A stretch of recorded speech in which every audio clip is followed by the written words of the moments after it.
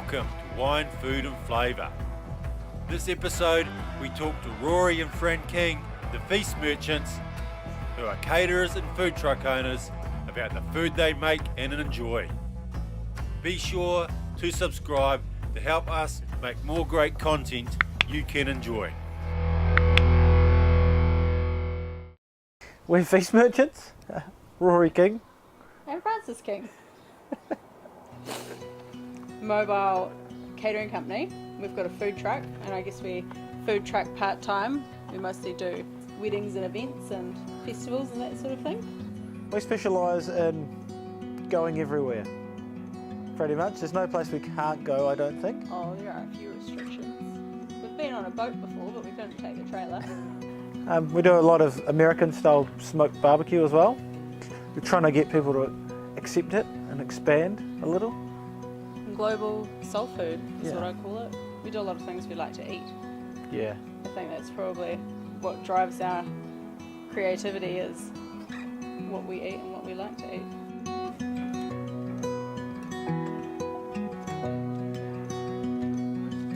We went to the States quite a few years ago. We spent about 4 or 5 months there, and Yep. Cuba and Mexico and Canada, and spent a bit of time in the UK and Europe. And then Asia, we've been to Japan a couple of times, China, Vietnam and Cambodia. Laos. So we just try and see as much as we can and try and eat as much as we can, I suppose. But we've been back to the States twice since then for the barbecue. Yeah. In Texas, they have a top 50 Texas barbecue restaurants in Texas. So I think we took that as a guide. That was our travel guide. Where are the best barbecue places? Let's try as many as possible. And one of them that really stuck out is Snow's Barbecue in Lexington. It's open on Saturdays only, and the pitmaster is 94 years old, a 94-year-old lady. She's just been inducted into the Barbecue Hall of Fame, which is pretty cool. And she just does that. That's all she's done her whole life. And they just do it the same way, since they're nothing, no fancy. No fancy equipment, just fire and meat. Beef brisket's their main one. Beef ribs, they had pork and turkey. It's about as old school as you could get for cooking. But we go where the food is. And then we take anything we sort of can, what we think we are able to achieve and would work in Marlborough, using the local produce rather than all the imported stuff. We adapt things. Yeah. Yeah, fuse them together, I suppose.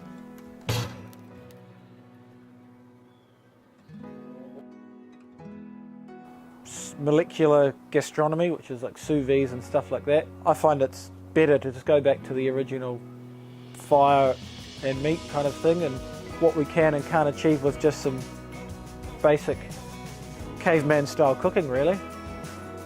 The Royale beef sandwich. A lot of people know what it is. I don't think we could stop making it now.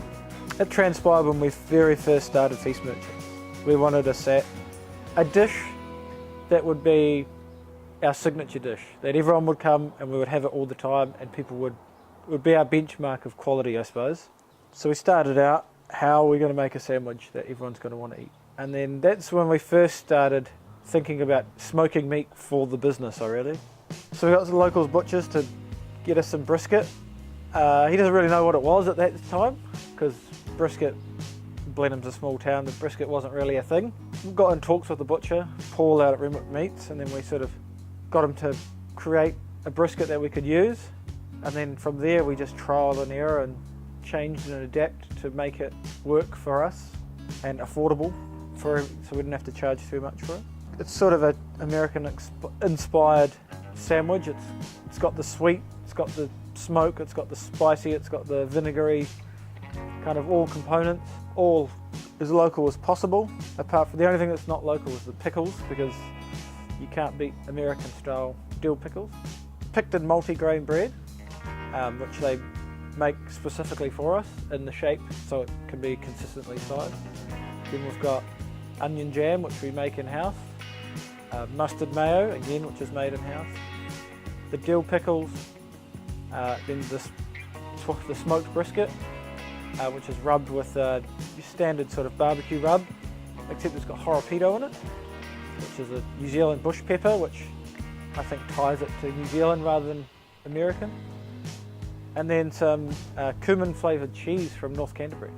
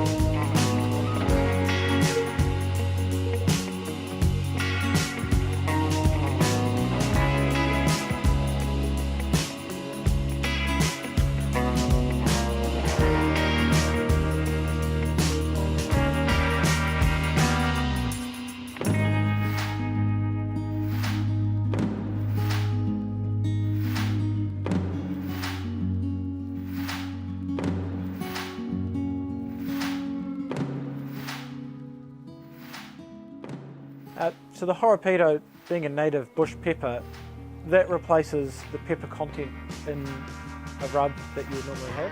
So it's a little bit peppery, but it's also a little bit spicy, kind of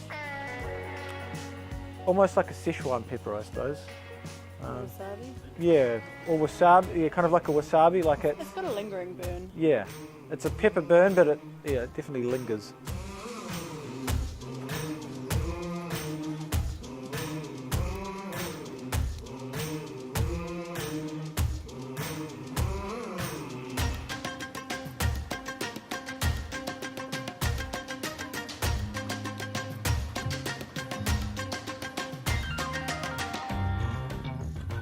We were actually thinking Goza beer. So what we've actually drank a lot of when we were in the States last is it's a sour beer, and I think they're becoming a bit more of a thing here. They're a bit tangy and refreshing, which balances out the fattiness of the brisket and the mayonnaise quite well.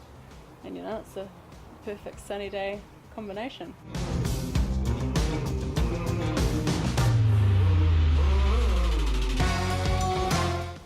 Actually, we matched it one year for the wine and food match at the Wine and Food Festival with the Spy Valley Gewürztraminer. And that's a white wine and it's a bit aromatic. So it was a little bit of an off-the-wall match. I gotta say, we didn't win it, but we were pretty proud of not just typically matching a red wine with a red meat. It was a little bit unexpected. So that was pretty cool, we thought. Yeah. So we've done everything from birthday parties to private dinners to weddings, massive festivals. If we can get there, cater it pretty much. I think there is no limitations to what we can and can't do with the customer to really personalise the dinner or the event. So We like to make it special to them. yeah, And we don't just have standard menus. That's kind of it. But if you want to change it and have something a bit Different, more special to you, I mean, we do a few weddings where they're farmers and they want to showcase their lamb that they've farmed because you can't buy it anywhere else, and they want their guests to have that. We work with them and the local butchers to be able to provide supplied meats and game. other Sundays you'd find us at the Marlborough Farmers Market at AMP Showgrounds. We'll be at the Garden Marlborough Fete in November and the Wine and Food Festival in February. The flexibility, I think, a set venue or anything, it keeps Keeps us on our toes, Yeah. that's for sure. It's good for us having, where everything is. I know it's a small space, but we've got all those things in that wee trailer, and it's like having a big kitchen, but in a very small space. So we're on, the normal channels, Instagram and Facebook. And then we'll be at the Farmers Market on Sunday, so that's a good way for people if they want to come and try some of the food and make sure that we're the people they want, and they can pop down and see us there and grab some local produce and have a Royale beef sandwich or one of our brunch specials and see what they think.